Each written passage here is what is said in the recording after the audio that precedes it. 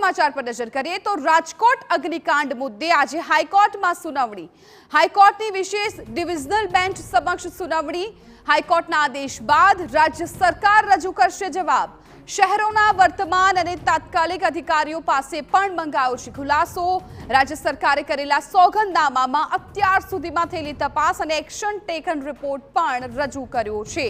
तो आजे हाईकोर्ट में सुनावणी हाथ धरावानी छे। अगाऊ पण जे रीते सुनावणी हाथ धराई हती त्यारे हाईकोर्ट छे लाल घूम थयुं हतुं त्यारे हवे फरी एकवार आजे राजकोटना अग्निकांड मुद्दे हाईकोर्ट में सुनावणी।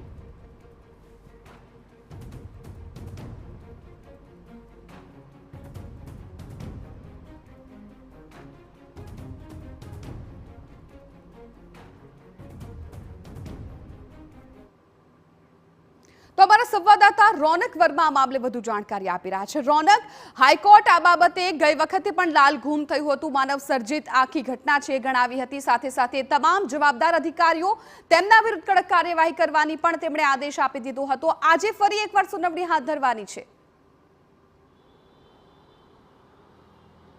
जी बिल्कुल थी राजकोट अग्निकांड के जेमा 27 निर्दोष लोगोए पोताना जीव गुमाव्या हता अने आज दुर्घटना बाद गुजरात हाईकोर्टे ने जे गंभीरता दाखवीने सुओ मोटो अरजी दाखल करी हती ते संदर्भे आज वधु एक वखत सुनावणी हाथ धरावानी छे। तेमां सौप्रथम आपने एक ओवरव्यू आपूं तो 24 कलाकनी अंदर सुओ मोटो अरजी दाखल थाय छे अने तेना 24 कलाकनी अंदर राज्य सरकार सहितना पक्षकारोने योग्य जवाब आपवा माटे कहेवामां आवे छे। त्यारे संदर्भे जे सुनावणी हाथ धराय छे त्यारबाद जे थोड़ो समय छे ते आपवामां आवे छे।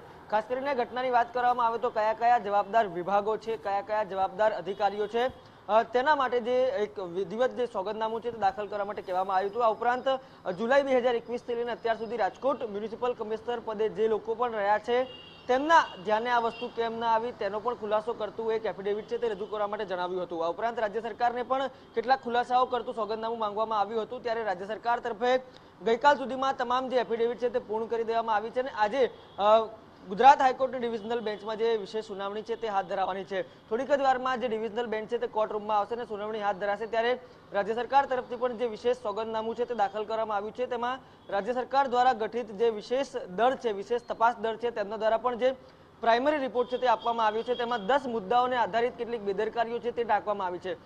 આ ઉપરાંત જુદા જુદા વિભાગોની વાત કરવામાં આવે તો પોલીસ વિભાગના કયા અધિકારીઓની બેદરકારી છે, આ ઉપરાંત રાજકોટ માર્ગ અને મકાન વિભાગના કયા અધિકારીઓની બેદરકારી છે તે પણ જે પ્રાઇમરી રિપોર્ટ છે તેમાં બતાવવામાં આવ્યું છે। આ ઉપરાંત ફાયર વિભાગની પણ બેદરકારી છે તે બતાવવામાં આવી છે। મહત્વની વાત એ છે કે ફાયર જે એનઓસીની વાત હોય કે પછી ફાયર સેફ્ટી ટૂલ કિટની વાત હોય તે મૂકી હતી પરંતુ તેમાં કોઈ પણ પ્રકારનું વોટર કનેક્શન છે તે આપવામાં ન આવ્યું હતું તે પણ એક ખુલાસો થયો છે। એટલે કે આ તમામ બાબતો એ દર્શાવે છે કે ક્યાં ક્યાં ત્રુટિઓ રહી છે, ક્યાં ક્યાં બેદરકારીઓ રહી છે। આ તમામ બાબતો વચ્ચે રાજ્ય સરકારે એક મહત્વની વાત એફિડેવિટમાં કરી છે કે જે વિશેષ તપાસ દળ છે એસઆઈટી છે તેને તપાસ માટે હજુ પણ સમયની જરૂર છે અને જ્યાં સુધી એસઆઈટી પોતાનો સંપૂર્ણ અહેવાલ નહીં આપે ત્યાં સુધી રાજ્ય સરકાર કોઈ પણ કડક પગલાં સુધી નહીં આવી શકે। બાકાયદા તેમના દ્વારા કહેવામાં આવ્યું છે કે અત્યાર સુધી જે બેઝિક લાગ્યું તેમના વિરોધી પગલાં લીધા છે પરંતુ કડક એક્શન લેવા માટે હજુ પણ તેમને સમયની જરૂર છે અને આ તમામ બાબતો જે એફિડેવિટમાં ટાંકવામાં આવી છે તે આજે કોર્ટમાં મૂકવામાં આવશે, મૌખિક રીતે મૂકવામાં આવશે ત્યારે કોર્ટ આ તમામ બાબતોને લઈને કેવું વલણ અપનાવે છે તેના પર પણ સૌની નજર રહેશે પરંતુ ખૂબ મહત્વની આજની જે સુનાવણી છે તે બની રહેશે। બિલકુલ રૌનક, આભાર સગવડ માહિતી બદલ। તો આજની જે સુનાવણી છે ખૂબ મહત્વપૂર્ણ બની રહેશે કેમ કે ગઈ વખતે જ્યારે હાઈકોર્ટમાંથી જે આદેશ સામે આવ્યા છે ખૂબ કડક હતા, લાલ ઘૂમ થઈ ગયા હતા અને જે તમામ અધિકારીઓ જવાબદાર છે તેમના વિરુદ્ધ કડક કાર્યવાહી કરવાની પણ માંગ કરી હતી। તમામ એ અધિકારીઓ કે જે 2021 થી લઈને 2024 સુધી રાજકોટમાં તેમનું પદ મળ્યું હતું એ તમામ લોકોની પૂછપરછ પણ કરવામાં આવી હતી।